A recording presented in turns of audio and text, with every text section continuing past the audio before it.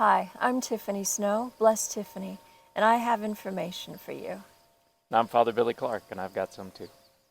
Today we're going to be talking about the joy of God's kingdom.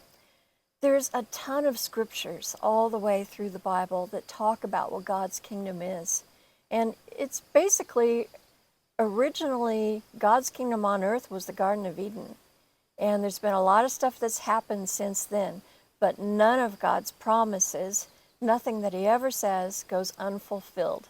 So we're still looking forward to that kingdom, that garden, being upon the earth.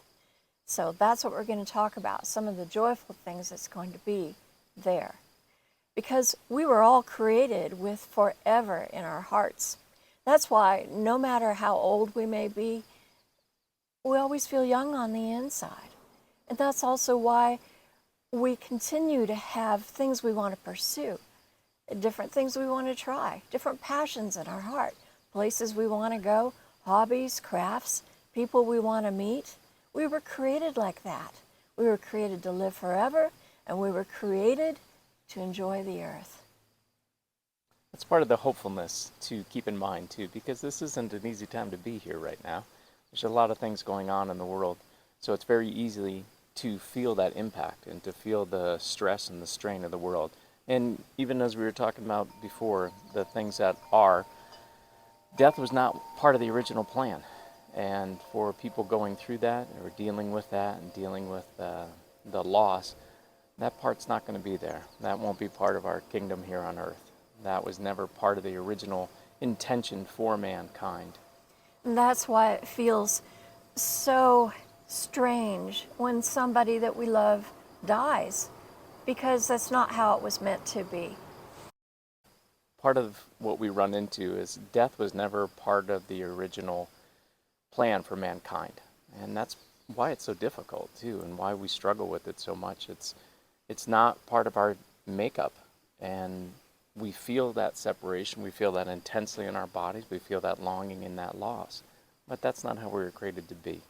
No matter how old anybody is, we're always shocked and surprised by it, and we never want any one of our loved ones to go.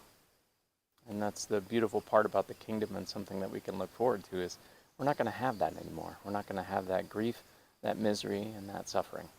There's a lot about God's kingdom, and we're not going to be able to cover it all in this segment. So there's going to be many different segments, almost like a series, about God's kingdom and what it is. Today, one of the things we want to talk about is the joy of the creation itself. The sky, for example, isn't going to be the same sky that you see now. This is just a dusky color compared to the brightness and the clarity that it's going to be. And the colors, everything that you see will be so much brighter, so much more exquisite, and so much more intense. Everything that you could imagine, all the beauty, all the joyfulness, how we interact with creation, with the sea, with the animals, with one another, all the good things that you can imagine were placed there for a reason, because that's how it should be. There's, as I was saying, so many scriptures. Father Billy, would you like to share one of them? Sure. The one that I'm very fond of, especially in sharing with people that have gone through that place of loss too, is Revelations 21:4, where He will wipe away every tear from their eyes. There will be no more death, no more mourning or crying or pain, for the old order of things has passed away. One of my favorite scriptures. It won't even come to mind. All the sorrow, the suffering, the pain, it will all be gone. It's a powerful thing if we think about it, because we've all had those tears. We've had those moments. We've had those places of suffering. But boy, the joy that we have to look forward to, it's a whole different thing. And it's hard to even conceptualize, right? Because we're used to this world. We're used to this environment. We're, even as Blessed Tiffany mentioned, even the colors right now, the vibrancy of what's to come is so much more beautiful. So the plan that God has for mankind will come to fruition. That promise that He made to us will come all the way and be met through the love of God. Right now, we're just trying to make it through this time, and to do it well, and to do it lovingly. and to keep our eyes on that place of hope and joyfulness of what truly is to come, mankind's original purpose here on earth. Can you imagine some of the ways that we will be dealing with creation? Well, for one thing, we're all going to have one language. I call it angel speak. It's a place of being able to communicate freely and be totally understood in relation to time, space. There's 5 different things. Do you remember? Dimension, yeah, color. For example, one of the what I like to share about this with Angel Speak is the fact that when I say the word picnic, what does it bring up for you guys? So it might bring up that checkered cloth. It might bring up that basket. It might bring up sitting on a hill, or the food, or the drinks, or the ants that are coming onto the cloth. But what Blessed Tiffany mentioned with Angel Speak is it'll be a specific image of one example of a picnic that'll be shared. So when that word picnic is shared, it'll give you the indent to that specific thing, and it'll be so much clearer for people to communicate with one another. So it'll be a language you not only hear with your ears, but you also get the picture put in your mind, and it will also have the time, it will have everything. It's a beautiful, beautiful language, and we have we can share it with the angels. We'll be able to understand the angels. That's one of the reasons I call it angel speak, unless Father names it something else, which he could at any time. Another thing is, with creation itself, we know that, like back in the Garden of Eden, that we were created to be caretakers of the earth and of all living things, including the animals. So we will have that as part of the plan of the kingdom as well. And one of those things is we're going to be cleaning up a lot of the aspects of this old world right now. They'll be getting rid of a lot of the things that pollute the land and have created monstrosities. Everything will be in full balance. And Temperature. That's yes, a big one, as we sit here in the sun. So the temperature will be more normalized too. It won't have the extremes. And in fact, that'll be one of the neat things that we get to do with nature, is interact with our environment, with the trees, with the breeze, with the leaves, with the grass, and bring it to a place of working together in relationship. So it becomes more joyful even in doing that.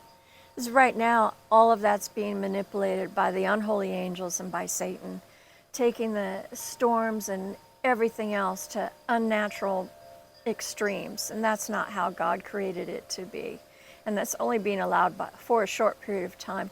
We have a whole series about Armageddon and the waves of Armageddon and how to survive it, and that's an ongoing series. So if you haven't looked at that yet, go ahead and look at that. Very helpful, very helpful.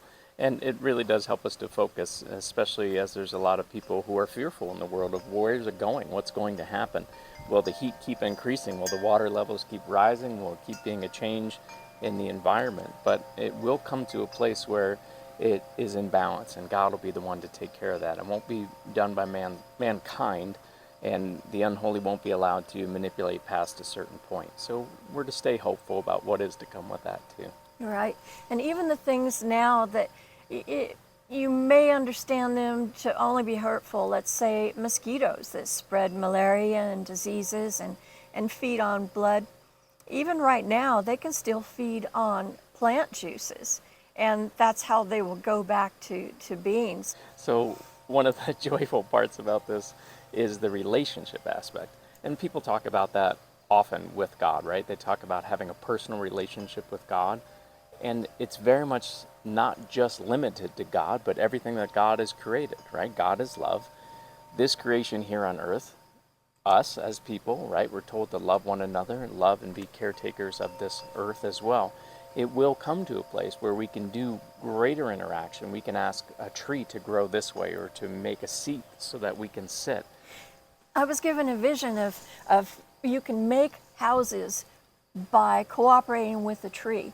You can form it in your mind, and angels speak about how you want it, and they will actually grow. It's almost like a big redwood connection that will form the way, and do it quickly too, into the different rooms and different aspects. It's like you make your own tree house in congruency with this live plant. With it, not chopping it down, Right. not stripping off the bark, not doing all these things that we do in to creation. But Everything right now is so archaic compared to how it's going to be. right, and barbaric in a way, because Yes. we take the life from it, and then we live in the house made with a dead tree.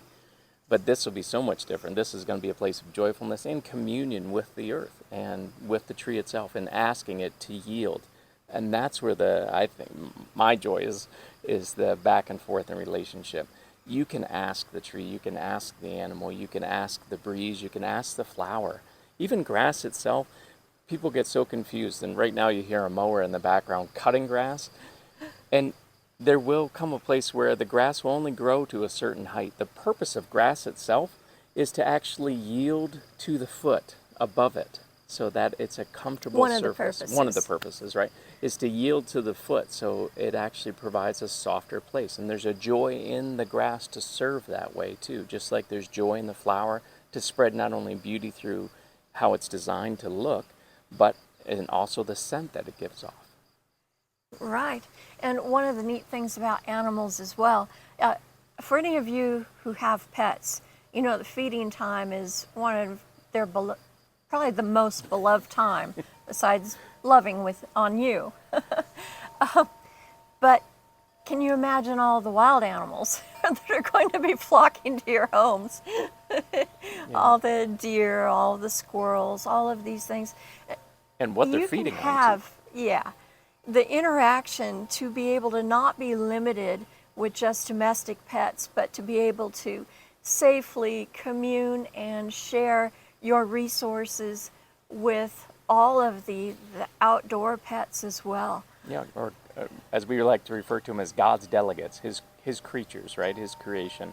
So our domesticated pets, they're our offshoot, if you will, like a satellite going around us. Our delegates. Our delegates, yeah. And the rest, all the ones that are out in nature, those are all God's delegates and belong to God. So when we care for them now, whether we're feeding them as we feed birds, or as we take care of them, or as we nurture them back to health. And thankfully there's so many neat videos about animals working together and people taking care of them and doing rescue. Love it. The purpose that they're going to be in, the things that they'll eat, they'll go back to eating grasses. They won't be eating meat.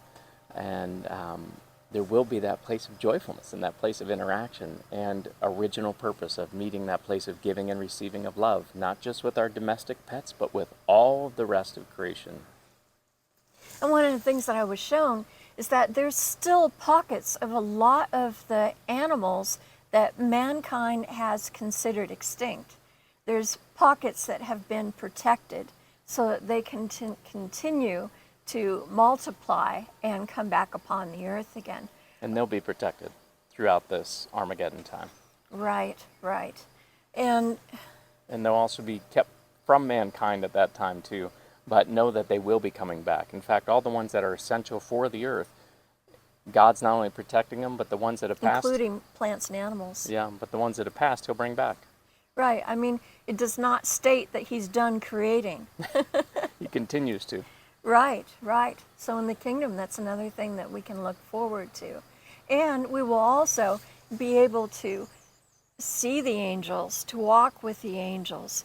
And if you remember in the beginning of the story with the Garden of Eden, God walked in the garden. He snapped twigs as he walked. So won't that be wonderful for us to be able to walk with God and Christ and the angels, and as a friend, as a close companion, to be able to share our day and physically see them? It's going to be amazing. Yeah, and upon ground that you don't have to toil so much to try and get it to be fruitful. You know, that's part of that was put on a limitation for mankind too. But as Blessed Tiffany mentioned, before all that, when God did snap that twig walking here on earth, we will go through seasons. There will still be changes. There will still be the growth periods and how things go through their natural order. But the planet is changing, and it will go back to a more normalized seasons without extreme cold, without extreme heat. There's all kinds of wonderful changes coming upon the earth. And so we keep that as our focus, right? Something to look forward to, a place of hopefulness, a place of joyfulness. We don't get overwhelmed when we're seeing the extremes that are going on now. We remember to pray, especially for those that are undergoing the traumas and the difficulties, and those that are in the patterns where the unholy are whipping across the storms.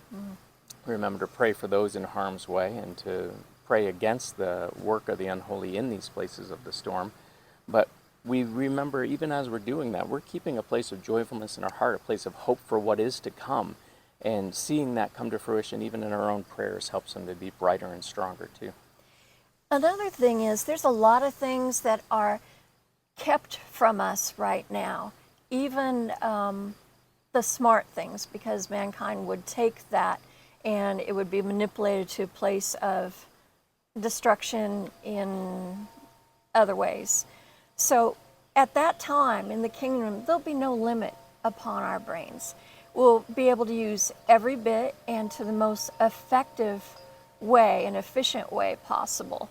And it will be blending the full access of our spiritual connection to facilitate physical events. Things that, again, you probably imagine. And that's because God created us that way. I've seen that there'll be classes on levitation, that's something that we'll be able to do. That there is a bilocation that's stimulated now by Father for different people. At that time, we'll be able to have more of a free will personal choice on when to go to do that or not, and when and where. And that's a good time to mention about the bodies too, right? Oh, and full miracles. Yeah, of that's all right. kinds. So even by the way, and even when a person gets hurt, they can choose to let it run its course and be allowed to heal by the end of day or a couple days after that, to allow for someone else to participate in a healing with them. But we'll have that wonderful time of coming to the ripe old age of about 20s, 25, and that's it. That's it. Not aging past that. And those who live through Armageddon that are older than that, there's going to be a backtrack regression that occurs. Yeah. Until they're to their perfect age. So once we hit that perfect age, and those there will be those that will be born and come in as infants, but will grow and reach that age, and they'll stop at 25. And there's also a resurrection. There's so much more that we could talk to you about, and we will, but it'll have to be in another video. That's right. Enjoy, run the race. It is for a purpose, and remember, stay faithful, stay fearless, and share the love. Share the love. Thank you. Bye.